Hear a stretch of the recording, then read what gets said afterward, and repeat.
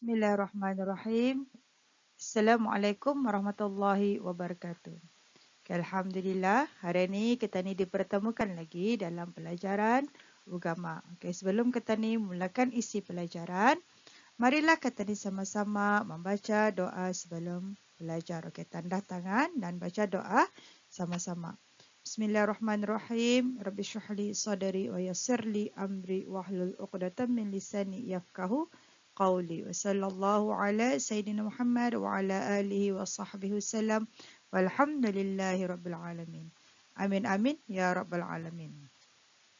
Okay, alhamdulillah hari ini kita ni belajar lagi mengenai dengan keistimewaan manusia, iaitu nikmat yang kedua yang diberikan ataupun yang dikurniakan Allah kepada manusia adalah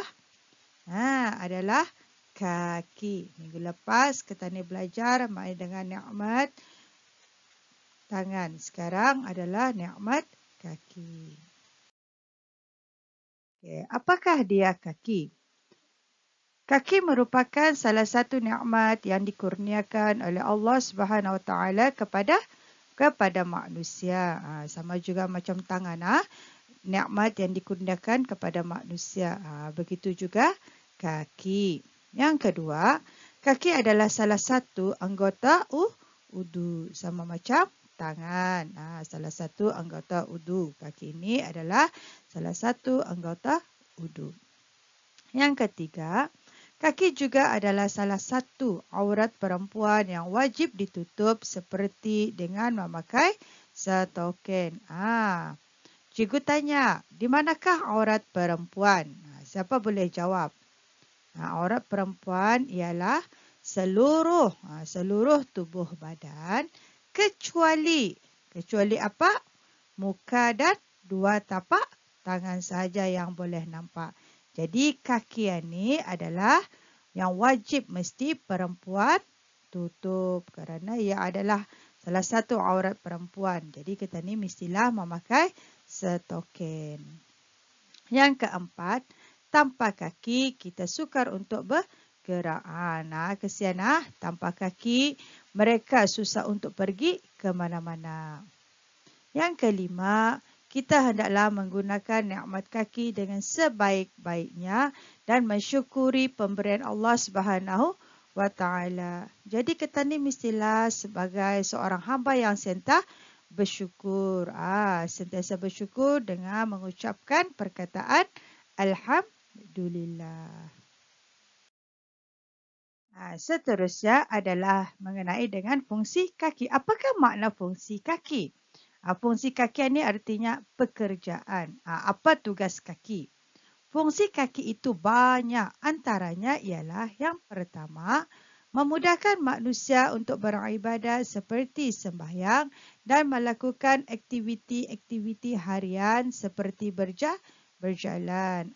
Fungsi kaki ini, pekerjaan kaki ini adalah untuk kita ni melakukan pekerjaan yang berkebajikan. Contoh, kita ni sembahyang. Contoh, kita ni kan pergi ke suatu tempat yang baik-baik. Itu adalah pekerjaan kaki. Yang kedua, fungsi kaki ialah untuk berjalan ke tempat-tempat ibadat dan berkebajikan seperti ke masjid dan majlis-majlis ilmu. Fungsi kita ni, tujuan Allah Ta'ala menciptakan, memberikan nikmat kaki adalah untuk mengerjakan segala kebaikan ataupun kebajikan. Pergi ke masjid ataupun mendengar majlis-majlis ilmu, pergi ke sekolah, menghulurkan sedekah ke tempat-tempat orang yang memerlukan. Itu fungsi kaki. Yang ketiga, anggota badan yang menampung berat tubuh manusia. Kaki ini adalah salah satu anggota yang menjadi tiang kita ni, tiang badan kita ni untuk menampung berat tubuh badan manusia. Yang keempat, menambah keindahan kejadian manusia. Kalau adanya kita ni dengan komplit Allah Ta'ala bagi nikmat, menambahkan lagi kecantikan, keindahan kejadian manusia. Tanpa kaki ataupun tanpa tangan ataupun salah satu anggota nikmat Allah Ta'ala berikan, maka manusia tu akan menjadi tidak sempurna. sempurna. Yang kelima, menjadi saksi terhadap amal perbuatan manusia di akhirat nanti. Fungsi kaki ni, kalau kita ni menuju kepada kebaikan, ia akan menjadi saksi kita ni di akhirat. Segala mulut kita ni dikunci oleh Allah. Jadi yang bercakap siapa?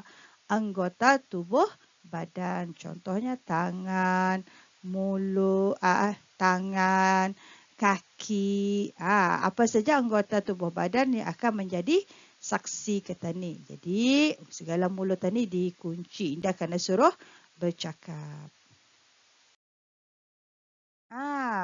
Bagaimana cara kita ni kan memelihara kaki kita ni tu daripada melakukan perkara-perkara yang tidak baik. Di sini kita hendaklah memelihara kaki kita daripada dosa, bahaya dan penyakit. Antara memelihara kaki ialah macam mana cara memelihara kaki? Pertama, memperbanyak langkah menuju ke masjid sebagaimana sabda Rasulullah sallallahu alaihi wasallam, setiap langkah menuju ke tempat sembahyang akan dicatat baginya sebagai satu kebaikan dan akan dihapus darinya satu keburukan. Di sini sabda Rasulullah sudah mengatakan bahawa setiap langkah kamu atunya menuju ke kebaikan akan dicatat satu kebaikan. Tapi kalau kamu membuat satu kejahatan pun akan mendapat satu keburukan. Itu sudah sabda Rasulullah, mesti kita ni ikut dan ingat. Yang kedua, sentiasa menutup aurat kaki bagi perempuan. Aurat kaki. Lelaki pun ada John auratnya. Di manakah aurat lelaki? Siapa tahu aurat lelaki? Aurat lelaki di mana? Aurat lelaki adalah antara pusat hingga lutut. Jadi pusat sehingga lutut itu mesti bagi lelaki wajib ditutup. Kalau dibuka ataupun terbuka, maka hukumnya adalah haram. Jadi kita ni mestilah sentiasa menutup aurat kaki kita ni. Itu cara memelihara kaki. Macam mana lagi cara kita ni memelihara kaki? Yang ketiga, menahan kaki daripada melakukan perkara yang tidak sopan dan melanggar adat. Seperti kaki terlalu tinggi di hadapan orang yang lebih tua. Faham ni? Macam mana cara kita ni supaya kita ni lebih sopan duduk? Jangan duduk terlalu tinggi daripada orang tua. Kalau orang tua duduk di lantai, kita ni mesti duduk di lantai. Jangan kita ni sekarang orang tua duduk di lantai, kita ni duduk di atas kerusi ataupun di tempat yang tinggi daripada orang tua. Itu jangan. Itu tidak sopan. Yang keempat, cara memelihara kaki adalah sentiasa menjaga kebersihan dan kesihatan kaki. Kalau terasa kaki kita itu ada kotor ataupun kamah, mestilah sentiasa dicuci dengan air yang bersih. Yang kelima, memakai kasut atau selipar ketika keluar rumah. Ini yang penting ni.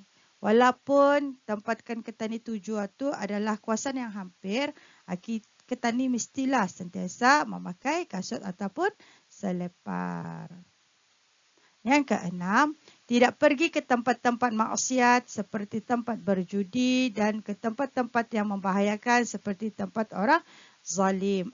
Cara melihara kaki kita ni, jangan mengagar tempat-tempat yang zalim, yang ada bahaya, yang boleh mencederakan kita ni, yang boleh menjerumuskan kita ni ke dalam maksiat ataupun dosa. Contoh tempat berjudi ataupun kelab-kelab malam ataupun tempat perkelahian. Itu jangan. Mesti kita ni elak. Yang ketujuh, tidak menyakiti makhluk Allah Subhanahu Wa Taala seperti menendang manusia dan haiwan. Ini juga yang seringlah dilakukan oleh manusia-manusia yang tidak bertanggungjawab. Menendang manusia ataupun haiwan. Haiwan ini kan juga dikatakan makhluk Allah yang ingin hidup dengan tenang. Jadi kita ni janganlah membahayakan mereka dengan cara menendang. Dan akhir sekali adalah tidak melakukan perkara yang boleh mencederakan dan membahayakan kaki ketani. Ini juga sama dengan contohnya tadi ketani indah berselipar.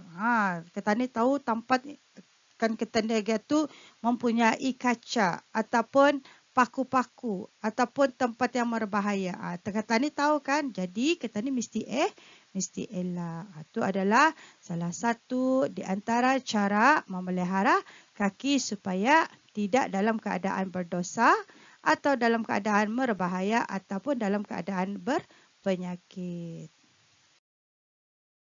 Okay, seterusnya, akhir sekali adalah apakah akibatnya kalau ketani itu tidak memelihara kaki? Contohnya yang tadi indah berselipar, indah menutup aurat, tidak menjaga kebersihan, tidak menjaga kesihatan dan seterusnya. Okay, antara akibat orang yang tidak memelihara kaki itu ialah satu, berdosa jika digunakan untuk melakukan perkara yang bertentangan dengan ajaran Islam. Sudah beritahunya berdosa. Contohnya orang yang mengaga ke tempat-tempat maksiat, ke tempat zalim. Atau dikatakan sudah berdosa. Yang kedua, memelihara membahayakan diri sendiri. Itu tempat ketani tadi di tempat kawasan itu ada kaca-kaca ataupun ada batu-batu yang kasar atau membahayakan diri sendiri. Yang ketiga, menjatuhkan maruah diri sendiri. Contohnya ketani yang tadinya cikgu mengagar tempat-tempat maksiat, contoh pub, tempat berjudi. Yang keempat, mudah mendapat penyakit jika kebersihan kaki tidak dijaga. Kalau ketani terasa kaki ketani kamar, dan ketani bawa belimpang, ketani bawa tidur. Jadi penyakit itu akan merebak ke dalam isi badan ketani. Jadi supaya tidak ketani mendapat penyakit ataupun sakit, maka ketani mestilah sentiasa melihara kaki ketani. Dan akhir sekali, tidak disenangi oleh masyarakat. Kalau ketani adalah seorang yang penjenayah, seorang yang sentiasa melakukan maksiat, suka berlepak-lepak yang tidak tentu halal tu, maka masyarakat tidak akan menyenangi diri ketani sendiri. Itu adalah antara akibat orang yang tidak memelihara kaki. Lihat gambar di sini. Ingatkan kaki, anggota tubuh badan ketani ini akan menjadi saksi di suatu hari nanti apabila di akhirat nanti. Ketika anggota badan memberikan penyaksian. Diorang akan menjadi saksi. Mulut ketani akan dikunci. Ini salah satu tangan, anggota nikmat tangan. Lihat. Melihat dari sini pun membahaya. Ada gigi, ada mulutnya, belang-belang apa. Ada orang yang akan bercakap, menjadi saksi ganti kepada mulut ketani. Jadi ketani di dunia ini mestilah merebut peluang yang ada untuk mencari kebaikan, untuk mencari kebajikan. Supaya sekarang kaki-kaki ini akan berkata-kata yang baik kepada diri ketani sendiri. Mungkin ini saja penerangan cikgu mengenai dengan nikmat yang kedua, iaitu nikmat kaki. Wabillahi taufiq wal hidayah. Wassalamualaikum warahmatullahi wabarakatuh.